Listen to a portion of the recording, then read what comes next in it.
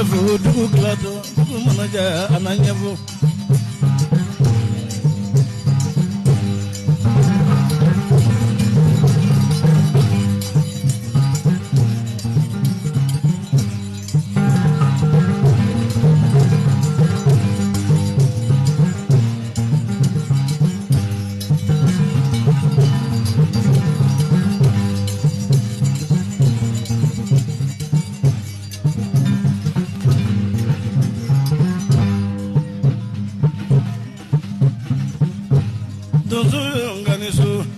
kani baro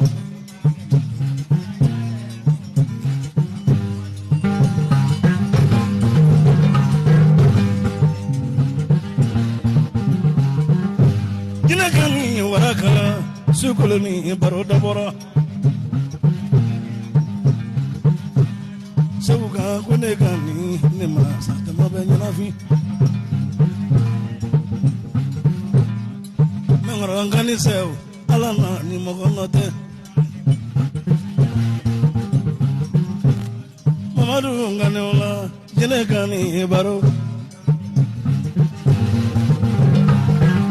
Bourama baro dabora alana ni mogonote Fotigui Bourama yaba sayano ni babate sore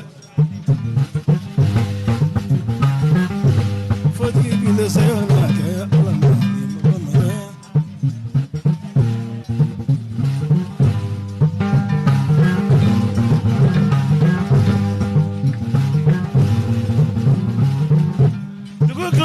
jine kani sukulani baro kanyana jine nani badnawa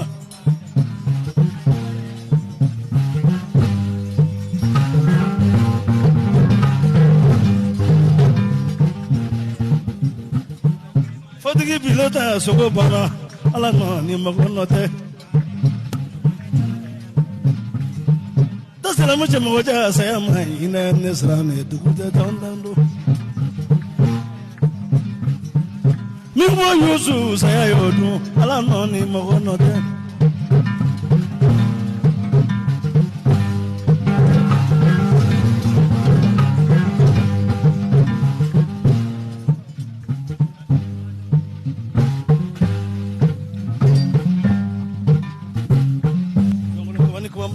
Guru sangura feba dando nango segala guru yin nga suma berone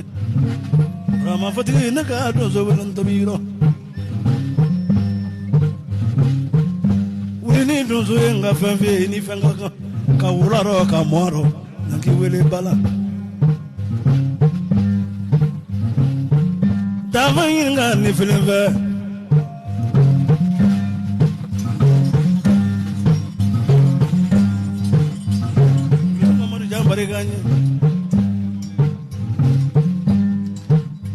Sinaluzu lekane sinabarega Sani ngoro cheble ni beso ne baranyo mo dale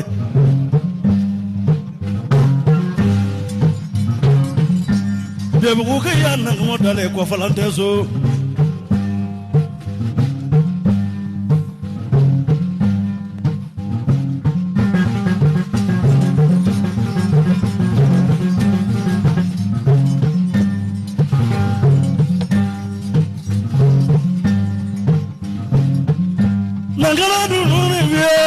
Janjoma be Burkina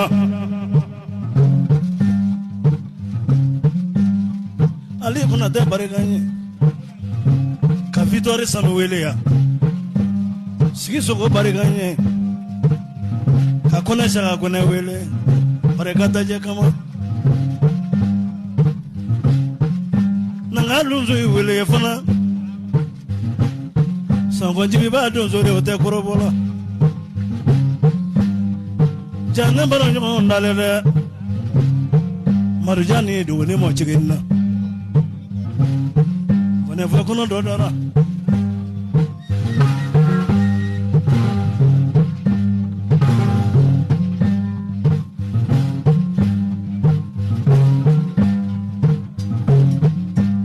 Arnasi gloma dunu ngama ne bulu ka Burkina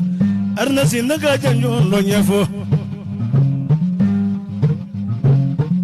wala kata kana nyene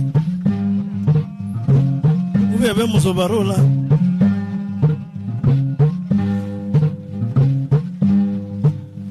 ni aje nyone vie tunu mu fele joye sanjo kamaradala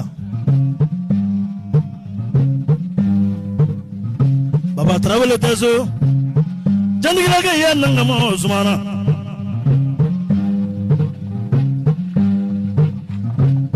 jigorani cheche Traore dale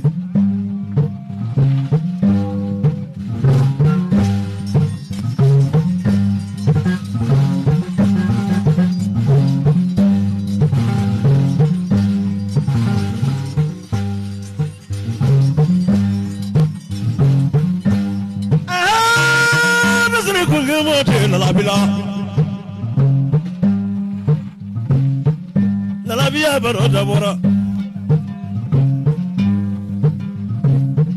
mamandu lalaby kubi di kundre tedira Bourama Fotigui nishu kita sayajo mo ga sayajo taya bozu mukunda ngamo be mibi biete soda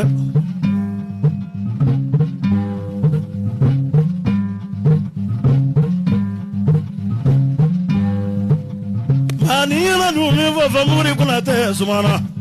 kabako na tela reka sangare buku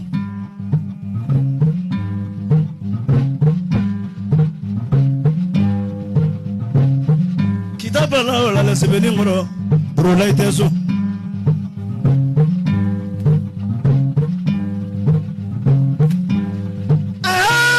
nasre kunge mota brama amdala Fotigui denge nangi wele ne ma fe nangi fama so honda do ala ma do ko so go wari ay fala wala balala ka yatima wala balala ka feritalo na balala Bourama Fotigui naga dozo do wele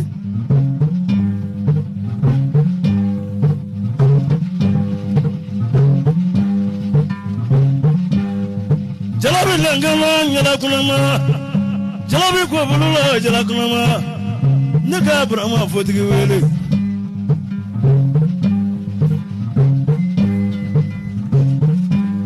lobaru dabora